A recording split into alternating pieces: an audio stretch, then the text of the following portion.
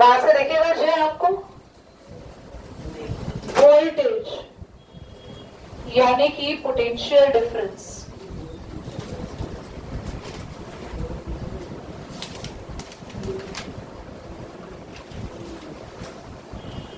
हम लोगों ने बहुत बार पढ़ा है हमारे घर में ये 10 वोल्ट का बल्ब है, 15 वोल्ट का फैन है, 1 किलोवाट का एसी है, 2 किलोवाट का एसी है, 1 टन 2 टन। टन तो सुने होंगे तुमने, भारत देश में रहते हैं हम। 1 टन का एसी, 2 टन का एसी। हाँ, नहीं सुना? नहीं सुना तुमने? मार नहीं रही मैं, अरे डरते थोड़ी है यार, नहीं आता नहीं आता। तो वोल्टेज होती है हर किसी इंस्ट्रूमेंट की अलग अलग, और उस वोल्टेज को क्या कहते हैं देव? Potential difference. क्या कहते हैं वोल्टेज को? पोटेंशियल डिफरेंस को रिप्रेजेंट करते हैं V से, और इसकी SI यूनिट क्या होती है? वोल्ट। और किसी भी वायर या किसी भी कंडक्टर में एक जगह से दूसरी जगह कितने सारे चार्जेस मूव कर रहे हैं यहां से यहां, और वो मूव करते हुए कितना वर्क कर रहे हैं, और कितने कितने सारे क्यों, यहां पे वर्क को लिखेंगे W से, और कितने सारे चार्जेस मूव कर रहे हैं यानी कि क्यों, इनका रेशियो होता है V यानी कि पोटेंशियल डिफरेंस। तो पोटेंशियल डिफरेंस कैसे निकालते हैं? किसी भी वायर का, किसी भी इन्वर्टर का, किसी भी एसी का, फ्रिज का, कि उसमें कितने सारे चार्जेस मूव कर रहे हैं और वो कितना वर्क कर रहे हैं, और अपॉन में कितने चार्जेस मूव कर रहे हैं। W अपॉन Q से क्या निकल कर आता है? V यानी कि इसको मेजर किया जाता है, it is measured by volt meter. कौन सा इंस्ट्रूमेंट होता है? Also it is always connected in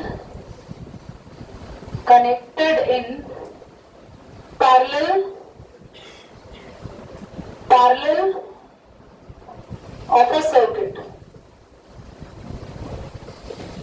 बेटा आपको ना आगे जाके पढ़ना है पैरेलल और सीरीज, अभी नहीं पढ़ा रही हूं, आगे आएगा टॉपिक। कुछ चीजें हमारे घर में जो इंस्ट्रूमेंट है, जो इलेक्ट्रिकल अप्लायंसेस हैं, ये पैरेलल कनेक्शन में लग सकते हैं या सीरीज। अब क्या होता है पैरेलल, क्या होता है सीरीज, अभी नहीं बता रही हूं मैं, पर अभी सिर्फ इस वर्ड को बताया मैंने। वोल्ट मीटर, हमारे घर में अगर कहीं वोल्ट मीटर लगा है, या सर्किट में कहीं वोल्ट मीटर लगाना है, या तुम्हें कोई मॉडल तैयार करना है, तुमने किसी सर्किट में वोल्टेज पता लगाने के लिए मीटर लगाया, तो वो मीटर हमेशा किस कनेक्शन में लगता है? किस तरीके से या किस टाइप से लगता है? पैरेलल। ठीक है, पैरेलल अभी समझा नहीं रही हूँ क्योंकि आगे हमें पढ़ना है। जल्दी नोट। क्वेश्चन कह रहा है हाउ मच एनर्जी, ध्यान से देखना। पहले एक काम करते हैं, सिंबल बना लेते हैं हम लोग। सबसे पहले हम लोगों ने ये पढ़ लिया कि वोल्ट मीटर किस में कनेक्ट होता है? पैरेलल। किसमें? पैरेलल का मतलब पता है क्या है? देखो मान लो ये आपका कंडक्टर है, ये जिगजैग क्या साइन है? कंडक्टर। कंडक्टर वो जिसमें से क्या पास होता है? करंट या इलेक्ट्रिसिटी। अगर हमें वोल्ट मीटर लगाना है तो हम ऐसे लगाएंगे,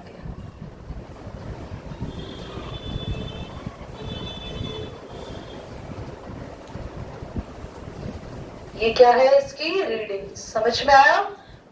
वोल्ट मीटर हमेशा पैरेलल में लगाना। पैरेलल मतलब या तो कंडक्टर के ऊपर या कंडक्टर के नीचे।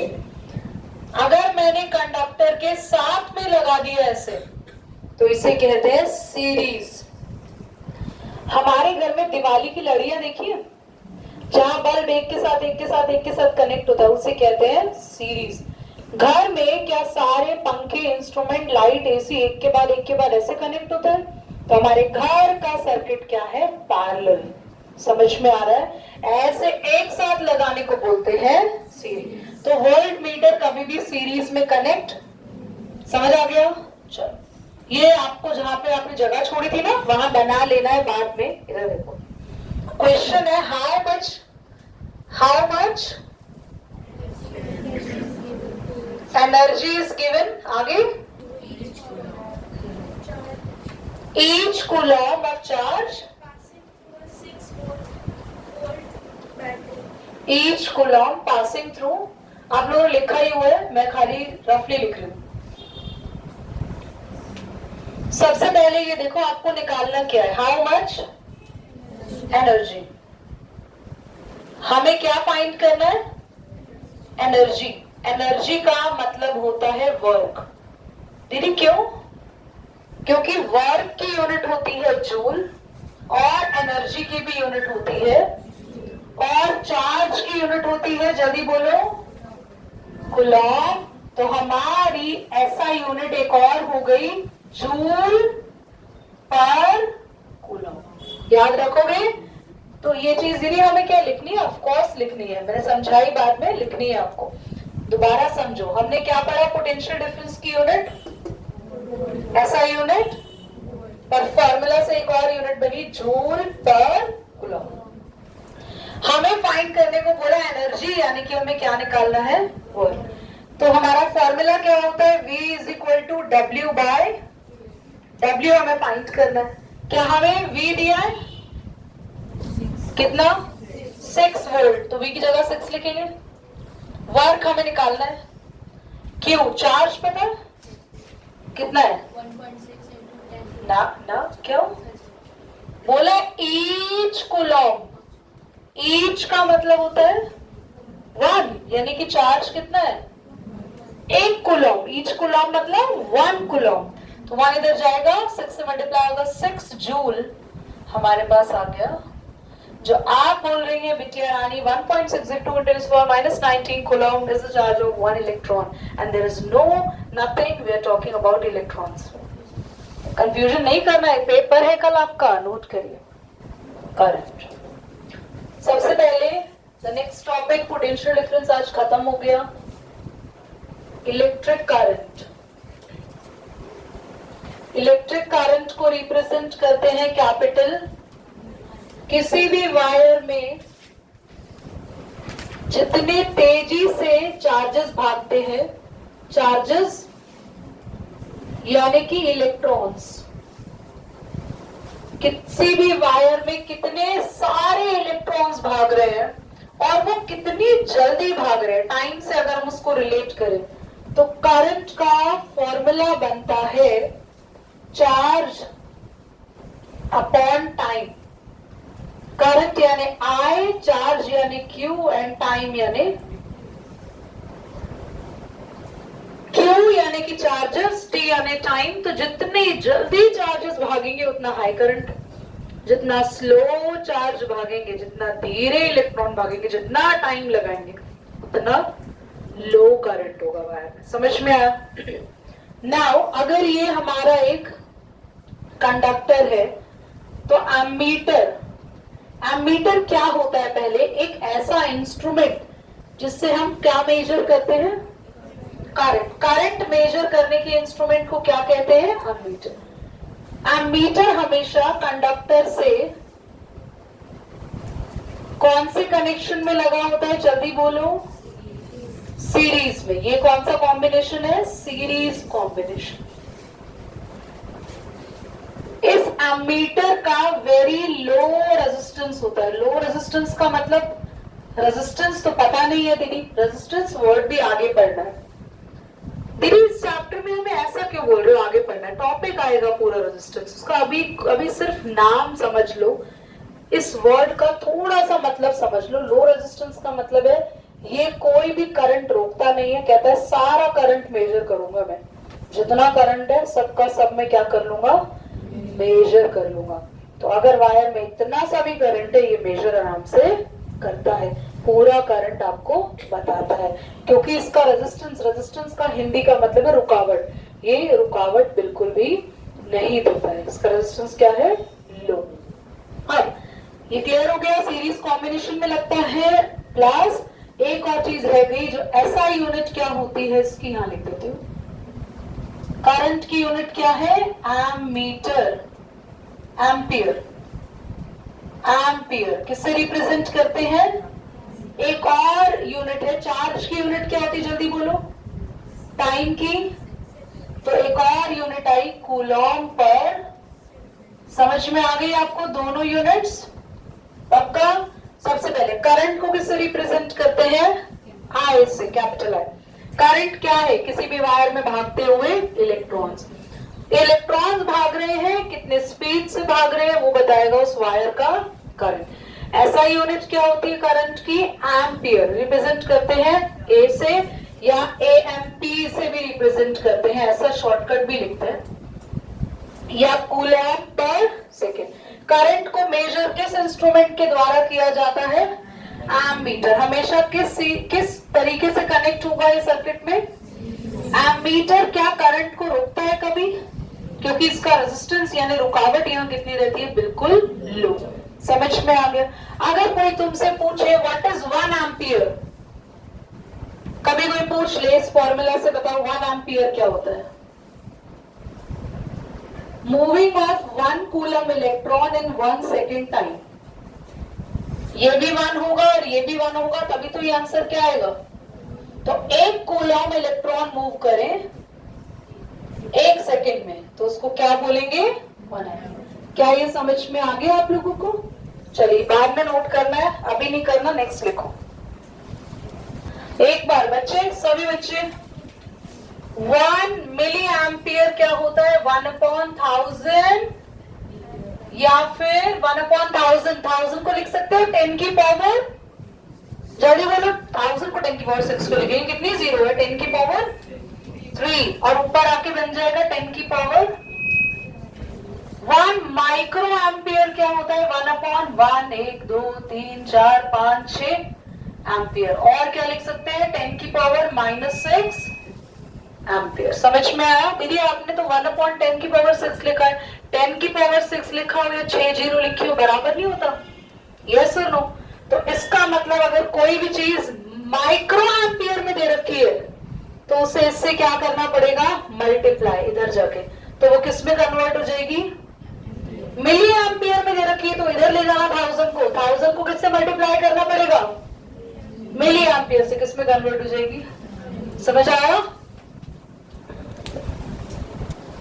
पूरी क्लास को 3 चीजें समझनी है अभी, उसके बाद हम क्लास ओवर करेंगे, पर अभी टाइम है ओवर होने में क्योंकि तुम्हें बोर्ड से सारा नोट करना है। ध्यान से सुनना। Nobody are supposed to write, कोई लिखेगा नहीं, सिर्फ सब सुनेंगे।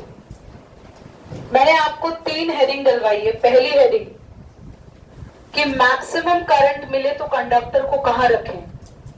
दूसरी हेडिंग करंट की डायरेक्शन क्या है। तीसरी हेडिंग कि करंट दिखता कैसे है जब वो फ्लो होता है वायर में। ध्यान से सुनेंगे। अगर आपने, यहां दिख रहा है सबको, अगर आपने एक बैटरी लगा रखी है, ये बैटरी है, ये बैटरी है, बैटरी क्या सप्लाई करेगी? बोलो, करंट। और ये कंडक्टर है मेरा, ये कंडक्टर है,